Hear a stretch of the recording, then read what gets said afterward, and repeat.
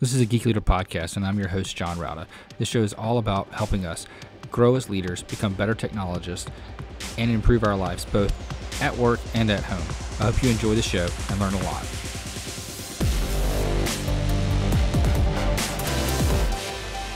Hello, world, and welcome to episode 224 of a Geek Leader podcast. I'm your host, John Rauda. And today's sponsor is A2 Hosting. I've been using A2 Hosting solid state hosting solutions for our website at geekleader.com for many, many years now, and absolutely love their support, their service, and all the features that you get. You get access to cPanel. You get all of the things that you can imagine for a great WordPress experience, including their A2 optimized WordPress, which does extra security checks, extra lockdown. You can lock down your editor file so you can't edit anything inside there. You get alerts whenever there are file changes that are done. You can also do automatic updates, backups, and more with A2 Hosting. So highly recommend it. Go to geekleader.com/A2 to get more information and to sign up for their solid state turbocharged speed hosting today. Again, that's geekleader.com/A2.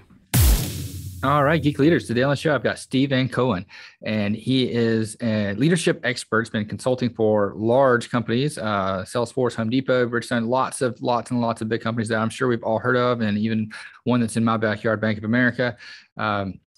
And he's also a leading researcher when it comes to loneliness in the workplace. So we're going to talk a lot about that today. He's got a book coming out in February called Connectable.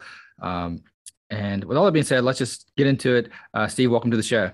Hey, John, thanks for being here.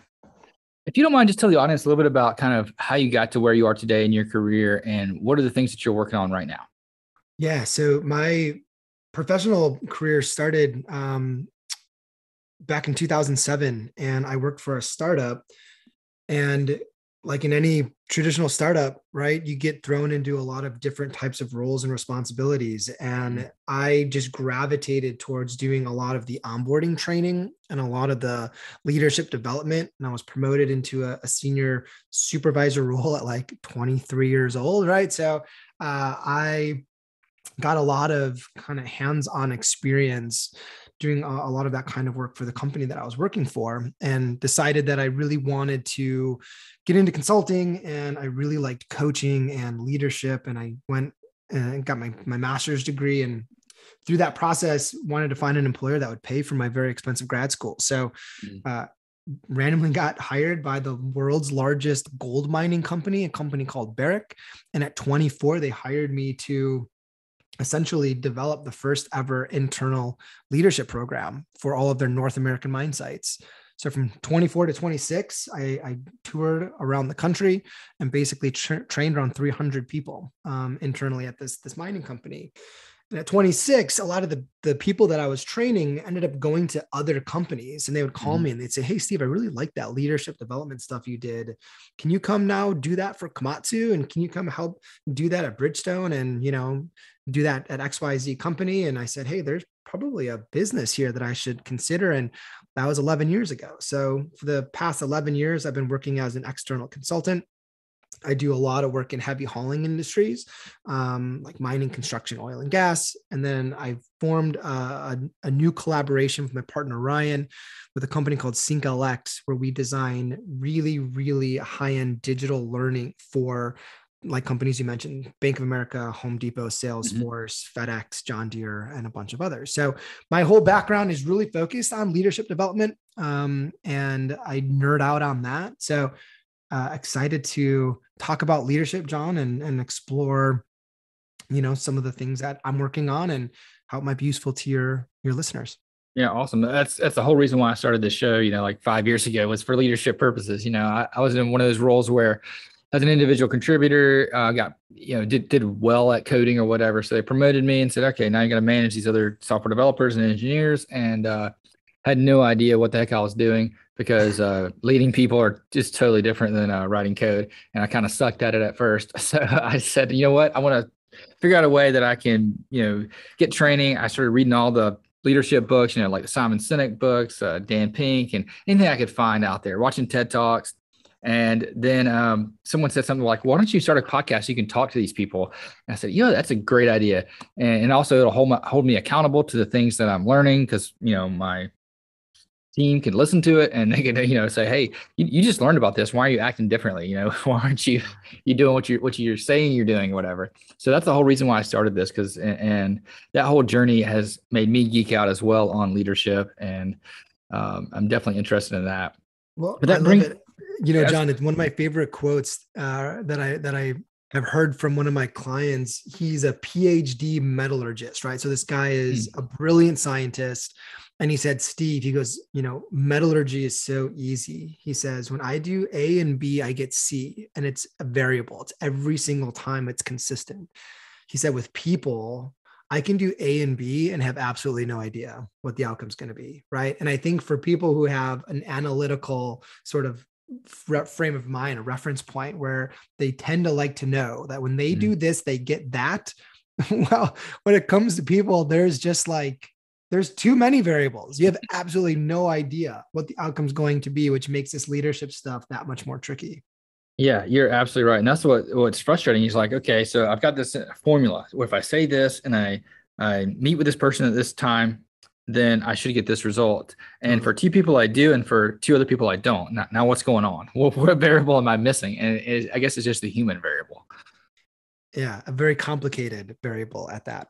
Yeah. So one of the things that I've had people on, we've talked a little bit about with other guests, and I'm experiencing it myself as a tech executive, and for other people, is this whole COVID thing. So COVID was all shut down. People started working remotely that used to be in the office.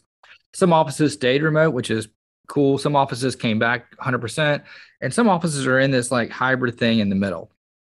And sometimes you run into issues where people were the only interaction that they had were people at work. That were the only, real friends that they saw on a daily basis. And those people are now, or for a period of time, have not been there. And so some of them are coming back to the office and some of them aren't. What do we do to combat some of this loneliness that's there? And have you seen an increase in this in your consulting? Yeah, that's an awesome question. So for the listeners out there, the last 2 years of my life really has been focused entirely on this topic of loneliness in the workplace. And I have a book coming out in February called Connectable: How Leaders Can Move Teams from Isolated to All In. And the whole book is about how to reconnect the disconnected workforce. So, I've been interviewing hundreds of people, and I've been reading all of the studies on loneliness at work and how important belonging is. And, John, it's a topic that is starting to come to the surface. People are feeling it a bit more, obviously, because, we've been disrupted so significantly in how we look at our relationships and how we work and interact. And obviously, like being forced to be home alone, for many of us has been the first time we've ever had to deal with some of these unique challenges. So to start to dive into your question, it is absolutely a very important topic with some pretty serious ramifications. And, the question of, is it better to be in person, or is it better to continue to have a hybrid virtual, work environment? And the research tells us it doesn't matter from an interpersonal relationship standpoint. Mm-hmm. The reason being, I could be together in person with a bunch of people, doesn't mean I feel connected to them. I could be totally virtual and feel really deep, meaningful relationships. So what matters isn't so much the physicality of how much time are we spending face to face. It's really about the quality of those connections and the meaningfulness of those relationships, because loneliness is what they consider to be the absence of quality connections. So when we look at where do we move forward from like a strategy standpoint with work, and how much time is relevant for in person and how much time is relevant at home, really that's the wrong question to be asking. The better question is, regardless of how we work at work, how do we make sure that we have these really strong connections with one another? So how is it we do that? Like, I know, like for me, when I was, in the office, you could stop by someone's desk, you could have a little conversation with them. You could say, hey, let's go grab coffee. And, that was very easy. When you're not in person, it seems very difficult. I feel like I'm interrupting someone when I send them a Slack and just say, hey, just wanted to chat, like I feel like that's interrupting for some reason versus, I didn't mind doing it when I just walked by and I saw them sitting there. How do we determine whether or not we're interrupting? Is it still okay to do that? I don't know. It's a lot of questions that I don't have the answers to. Yeah. And, I don't think there's like a singular answer that just says, hey, this is what you do. Unfortunately, we talk about the human variable and how each person requires different things. I think one of the first things we have to do is be mindful of our audience and understand, hey, if we have someone who's really extroverted, they probably need a bit more like connection time. And if we have someone who's really introverted, we probably need a little bit less. So knowing who your audience is and catering to that audience is important. The second thing that's important is to be intentional with taking time to get past work stuff, right? Because at the end of the day, we don't necessarily have deep, meaningful relationships because of our work. We have deep, meaningful relationships because of the passions and goals and life experiences that we're able to share with one another. Mm-hmm. So because you're right, I can't necessarily just like see you at the coffee pot or bump into you while we're, heading down to the cafe. Taking time to actually schedule, 10 to 15 minutes before our meeting to just catch up and see what's happening, and doing more icebreakers before teams get together so we can share a little bit of fun and get to know each other a little bit more. All of those things need to be baked into the strategy because it's not just going to happen organically. The one strategy that we've been promoting that has been working really well for some of our clients is a strategy that's called Burstiness.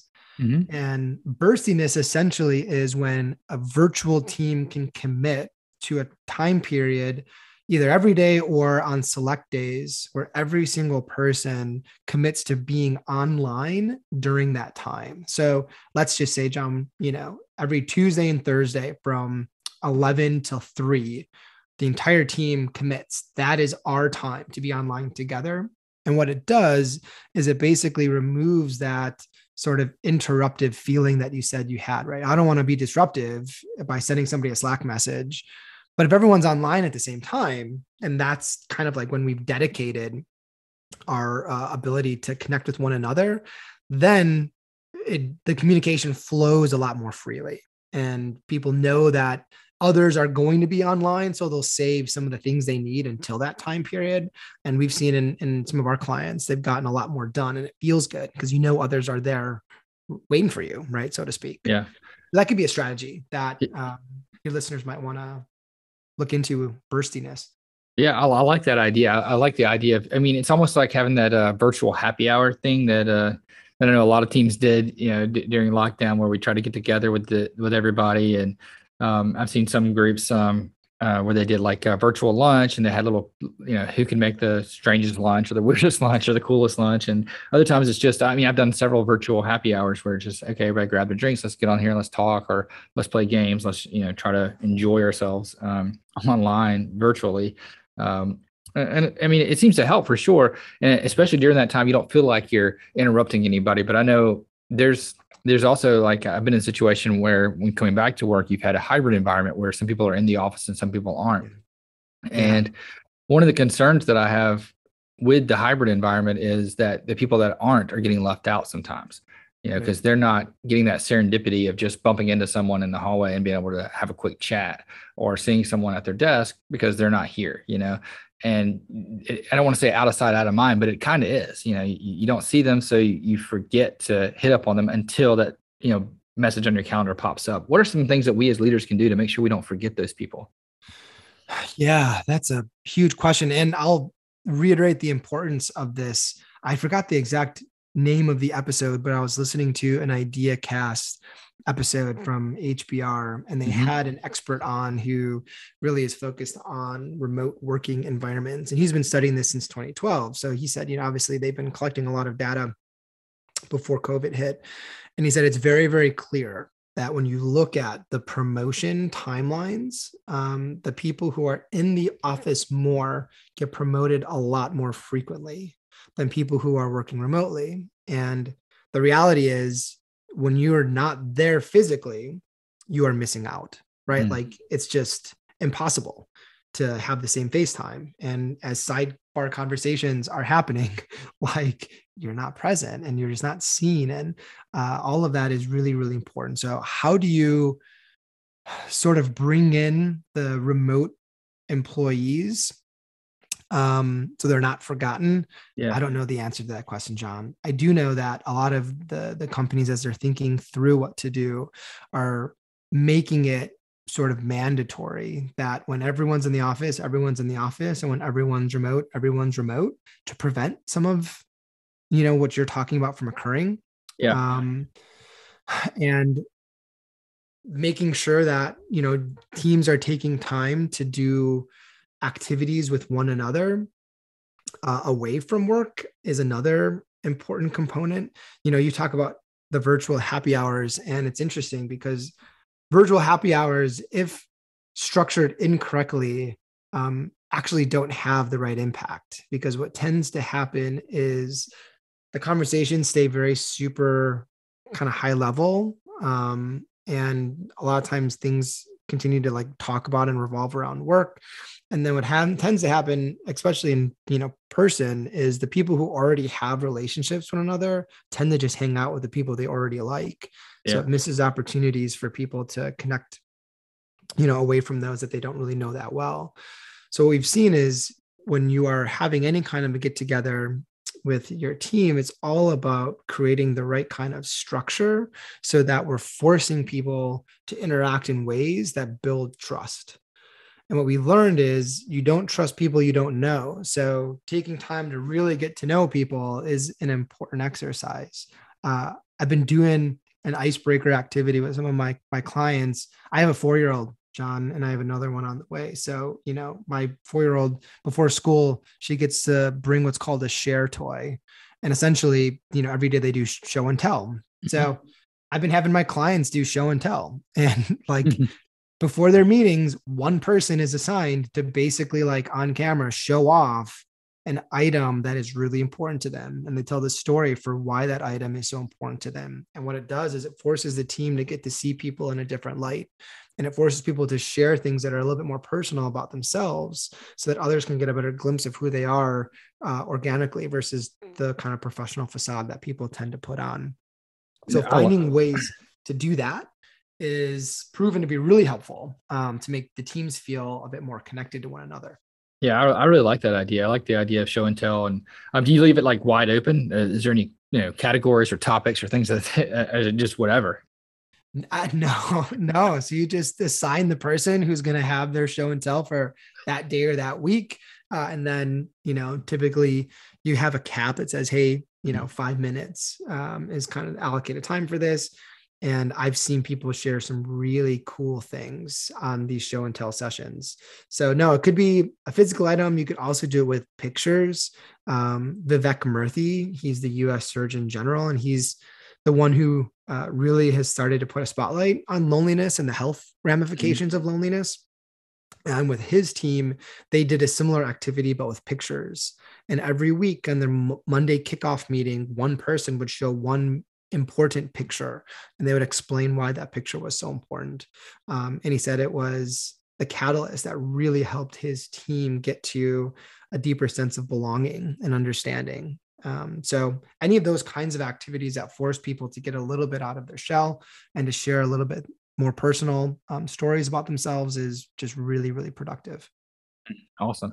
And what are some of the health ramifications? I mean, being lonely, you have some people that say, well, just get out there and meet people. Just, how do you do that when you feel like, you don't want, I don't know. What are some of the health ramifications that people are seeing that are maybe long-term or really serious?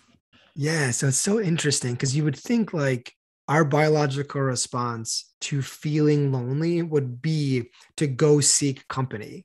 Yeah. But for whatever reason, our biological response is to just continue to like remove ourselves from others. So there are two types of loneliness. There's what's called situational loneliness, and then there's what's called chronic loneliness.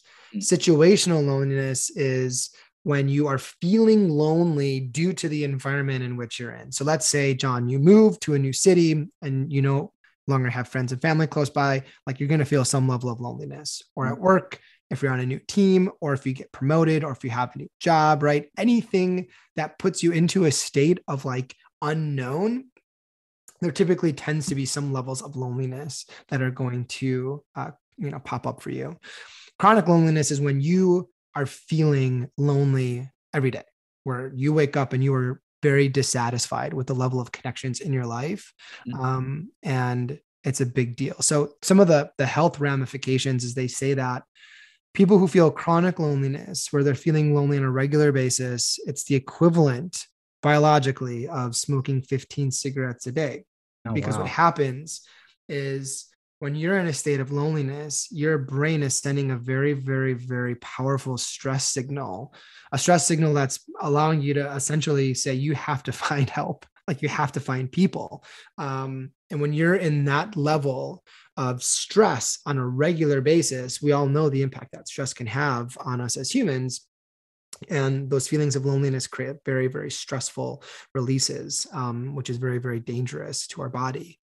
The other really interesting thing about the physical response of loneliness is when you feel lonely, the part of your brain that lights up is the exact same part of your brain that lights up when you get physically hit. So if I punch you in the stomach, that part of the brain that says like fight or flight, this is a problem, like you're being harmed, you have to do something, is the exact same part of the brain that lights up when you're lonely. And the reason is it's such an important survival mechanism, because we know that, when we were roaming the plains all those years ago, our survival was dependent on others. So our biological response was to figure out how to be a part of a tribe and work collaboratively. And those mechanisms biologically have continued to stay put. So when people are lonely, it's a big deal. And for those of your listeners out there who have ever felt lonely, when you're at work, that doesn't go away. Like when you're feeling lonely, you're distracted, you're disconnected, you're thinking about things away from work. You are not showing up as your full best self. And at work, there are lots of things that can be done to help with this. The first is to make sure that when, people are potentially feeling lonely, instead of forcing them to try to connect with others, because again, our response is to sort of retreat away from other human beings. The first thing that you want to do is you want to tie that person's work back to impact. Because it's interesting, when I'm feeling really, really lonely, one of the quickest ways for me to go from lonely to connected is to understand how valuable and how important I am with regards to the work that I'm doing. Because if I feel needed, and if I feel like what I'm doing is so important to the team's success, that's going to pull me back into the group. So one of the strategies that we talk about in our book is essentially the strategy around identifying the beneficiaries of the labor. So when you know the impact that your work is having, and specifically what you're contributing to that impact, that's a really quick way to get people to start to feel less lonely with their work. The second way to make people feel less lonely is to give them lots of feedback, because it's lonely when you're lost. Like if you don't know where you're going, if you don't know what you're doing, if you don't know if you're doing good, bad, or indifferent, like that's a lonely feeling. Like the unknown is scary. So giving quality feedback so people can be reassured when they're doing the right things and start to get put back on track when they're doing the wrong things. Another really awesome strategy that helps people feel less lonely. And then the last that I'll briefly mention, obviously there's a lot more, but the last that I'll briefly mention is around finding ways to connect in uncommon ways. So there's a strategy called uncommon commonalities, which basically means that when people on a team are able to find things that they have in common that are uncommon. So like if me and you both like football, okay, a lot of people like football, but if me and you are both Bears fans, that's an uncommon commonality. That's like a really special connection that me and you can now really start to have meaningful dialogue and conversation with. And that's the quickest way for me to find trust in you. Because if I love something and you love something, then all of a sudden you can't be that bad of a guy, right? Yeah. Like you're a Bears fan, you're going to be a pretty like solid dude in my opinion, because I'm a Bears fan too. So finding ways to identify some of those uncommon commonalities with your teammates is a really good strategy in helping to lessen loneliness. So how can we as leaders encourage people to find those uncommon commonalities? And how do we, I would say it's a two-part question, I guess, and maybe they're two totally different answers or ways to approach these answers, but also how can we kind of detect that someone on our team is lonely? Because, you know, if you're like me and you don't have a whole lot of empathy or you try to work on empathy, but you're naturally just kind of like, you know, dim-witted when it comes to people's feelings and what they're putting out there, you have to really like work hard at it. How can we detect that someone's lonely and that maybe we need to help them? Totally. There are a whole bunch of signs, right? So in the book, we have a whole chapter called Looking for Loneliness, and we detail all of the most common telltale signals for some of the responses that people give off. I won't go through all of them because there are a lot, but the main ones that you want to be paying extra attention to are shifts in routine, meaning that when people start acting differently than they usually act, that's the first signal that something might be going on, right? Because if I'm acting differently than I normally act, then there's something happening that is causing me to show up not as my sort of natural self. So that's the first thing, is paying attention to that. The second thing is paying attention to the quality of work. So if somebody is, you know, starting to slack, they're turning things in late, they're turning things in that aren't as high of quality. That's another sign to look into the fact that, hey, if they're doing poor quality work, it's probably because there's something going on that's distracting them. So you'd be able to start to investigate if there's something happening from a connection standpoint that might be related to loneliness. Another sign is reclusiveness. Now, there's a difference between being introverted and being lonely. Like, there are lots of introverts who have really strong, high quality connections. They just, you know, limit their connections to a few people versus an extrovert that wants to be connected to everyone. Yeah. So having somebody who might be shy doesn't necessarily mean they're lonely. But when you have people who aren't showing up to meetings, or if you have people who aren't contributing to some of the social events, or if they're really not speaking up at all during meetings, then you might want to investigate to see what's going on there. Because even introverted men and women have a voice and can speak up in some capacity. And if they're not, that's a sign. So those are the main ones that you want to be looking out for as you're starting to get a pulse on where people at and how are they doing. And then, you know, the other just kind of macro thing is to start to pay more attention to what your people are actually doing on a day-to-day basis. Because again, situational loneliness shows up for all of us, like, especially when we have to do something new. So if you know that your team is having to tackle a new challenge, or they're taking on a new change, or, you know, whatever it is that they're doing that's new, recognize that their feelings of the unknown can create loneliness. Or if someone's just moved to a new city, or if they've just lost a family member, or if they're going through any kind of like semi-major life event, recognize too, hey, this is probably a situation where they might be feeling lonely, and I need to go above and beyond to focus my connections with them while they get, you know, settled into this new life or new role or new project that they're focusing on.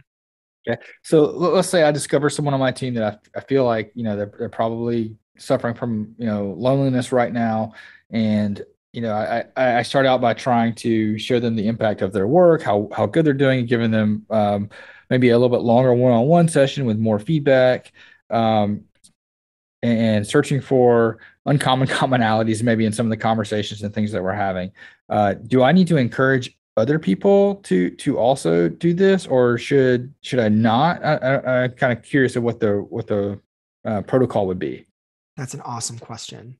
So one of the things that I would recommend against, and you didn't mention this, John, which is good, but I would always say you don't ever want to just go right up to someone and say, hey, John, you look lonely. Yeah. Like, are you lonely? Tell me, are you lonely? You know, unfortunately, loneliness is still is very like uncomfortable topic that Right. most people don't want to discuss. And especially at work, there's still a stigma that like, if you're lonely, something's wrong. Which is so sad because as we've been doing all of our research, we've learned that loneliness is just a signal. Just like when you're hungry, you feel like, hey, I get a hungry sensation. I need to go eat. Loneliness is essentially that same sensation that's just saying, I just need to go find deeper connections. Like I need more people, meaningful people in my life. So it's no different than feeling hunger or feeling cold and needing to put on a coat. It's all the same biological response. And yet, for whatever reason, loneliness has this shame associated with it. Mm-hmm. But what you can do, if you've already tried some of those other things, is you can just come into a conversation and say, hey, like you're off. Like, I notice you're off. What's going on? Like what's been happening lately? Tell me what challenges are you facing right now? And you can kind of come at it at a different angle. Like one of my employees, she's been an employee of mine for 7 years. And for the first time in 7 years, she really was underperforming. And she's never underperformed before. So I knew something was going on. And that's exactly what I did. I sat her down and I said, hey, like I've noticed that what you've been producing lately is not to the level of quality that I'm used to. Like, I know something's going on. What's going on? And then she just like unveiled all of the major things that were happening. And she was going through a divorce and she was having these health issues and she was really lost and feeling,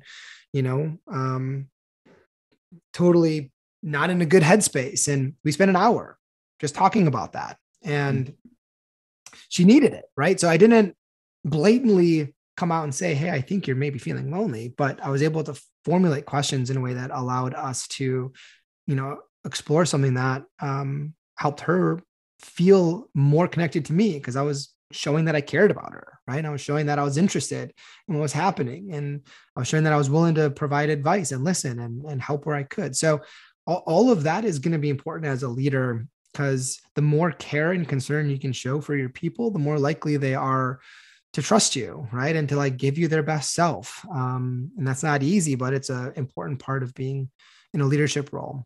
And then, John, to answer the actual question that you asked me, what should be done from team members? Well, a lot of a team dynamic is really driven by the norms that the leader has set, right? So there's essentially this leadership competency called modeling the way. And modeling the way comes from the leadership challenge. What modeling the way says is, people do what you do, not what you say. So as a leader, all of the little things that you're demonstrating day in and day out are essentially the cultural norms that your team is being regulated by. So if you're making it a point to get to know people more deeply, if you're making it a point at meetings to like do some icebreakers and have more connections, if you're encouraging people to give each other feedback, if you're encouraging people to spend more time with one another away from work, doing certain things or whatever, it might look like for you and your team, the leader essentially is going to drive all of that. So yes, I do agree that teams who have this sense of deep connection are going to allow each other to feel less lonely. Because John, you're one person and you have so many people on your team, it's going to be almost impossible for you to provide what everyone needs all the time. So if you can create the environment where your team is able to help with that, you're going to be way ahead of the curve. Yeah, I like that idea and the thought of building that kind of connection. What are some examples of things that we can do to encourage people, like you said, to get together outside of work or to do things? One of the things that I've done in the past is have like, bring in like retro video games and classic games and have a game day where we play like the, Nintendo Classic, a Super Nintendo and Sega Genesis and Atari and set them all up and have projectors and pizza and just have the people like hang out and play for like 3 or 4 hours. What are some other things that like ideas out there that I might be able to steal and use for my team and some other teams out there? Love it. Well, next time you have a old school video game night with pizza, please email me because that sounds totally awesome. I'll be all over that. So the other, one of the big things that you can do that's beneficial both for deepening the relationships of the team members that you have and helping to essentially build new skills and develop new talents is to really find ways to learn together. Like, as we've been doing our research, it's cool because we've learned that you're not lonely when you're learning, because when you're learning, you're in a state of discovery and you're feeling hopeful and you're helping to feel more confident and enthusiastic.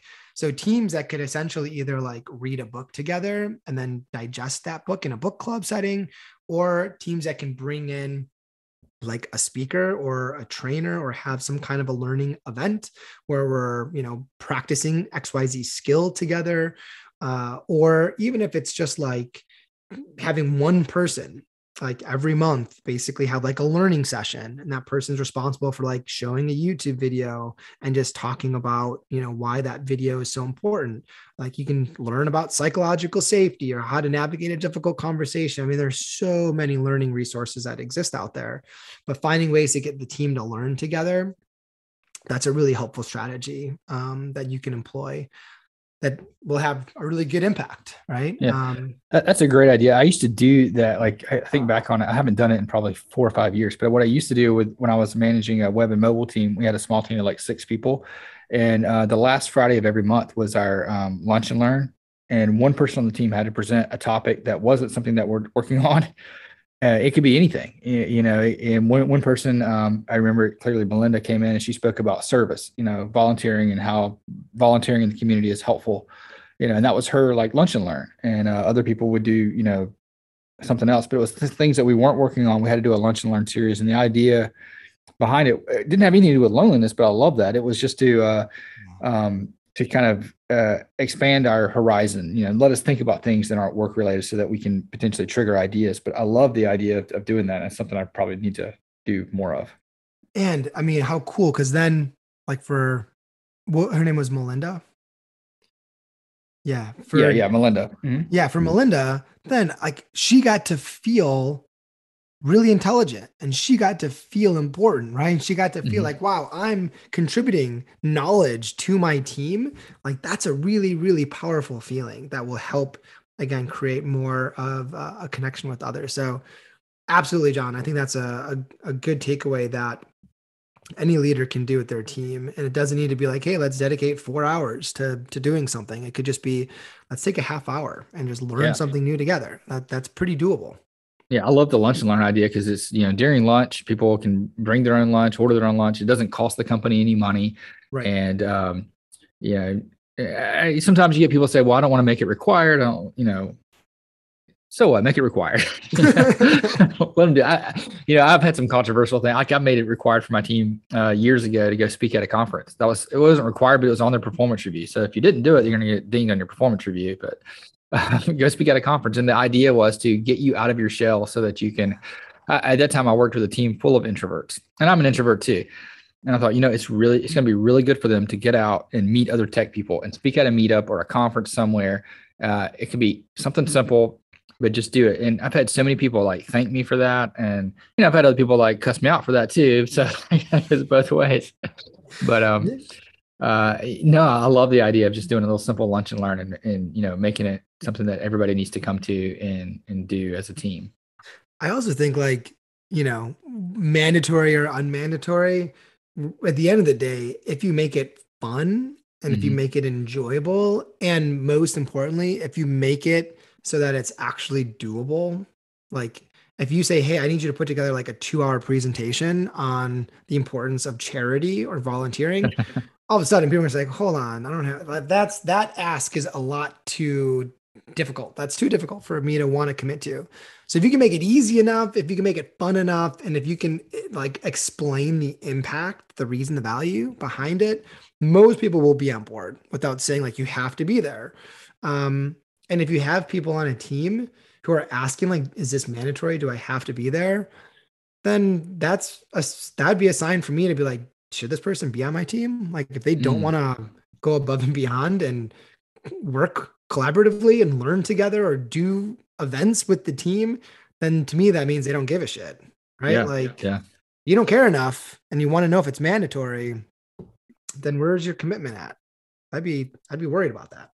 Yeah, I think that's a great point. And, I think when you do it as a team, it's super, valuable. And one of the things we've done as a team here is we've had like our help desk team has done an escape room together, something like that, where they get to go and have something fun together. And it only takes an hour. You can do it during the middle of the day. Just tell people, hey, take time off. And I go back to my old team at a company when I was managing a much smaller group. We had 6, and we would use one Friday a quarter, and we would leave at lunch and go eat lunch together, and then do a community service event. Like we did one where we pressure washed all the toys at one of the children's attention homes in our area, like all their outdoor play equipment. Went and pressure washed it all together. We did another one where we went to a local soup kitchen, and instead of serving soup like most people do, we brought grills and we grilled out burgers and hot dogs, and gave them something different for that lunch, something more exciting. And that core group of people, we went from having the highest turnover in our company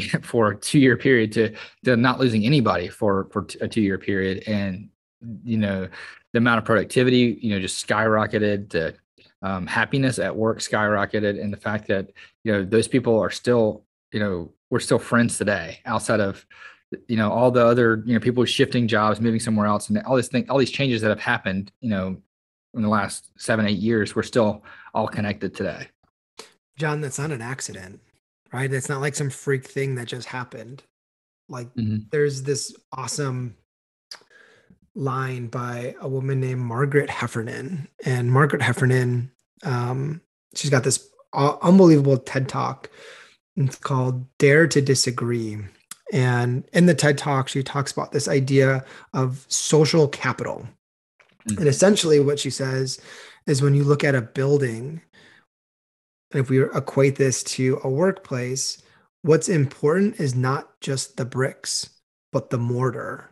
It's what happens in between the bricks that allow a building to be strong. And essentially, if we think about that at work, right, it's what happens in between the people that essentially allow a team to be successful. And when we don't pay attention to social capital, and we don't make time to do what you did, John, where let's really build meaningful relationships and let's do things together that allow us to bond and like each other and have some kind of a familiarity, right? And what you did is you created like you created an environment of psychological safety, because when people know each other and they know how people are going to respond, and they feel safe, like sharing what they want to share, or challenging ideas, or disagreeing, that's when teams start to really jive with one another and get to that next level. And that doesn't just happen by circumstance. Like, it happens when people can do the things that you're talking about. So yeah, I believe it. I mean, I've spent 10 years working with thousands of people in team dynamic circumstances where we're coming together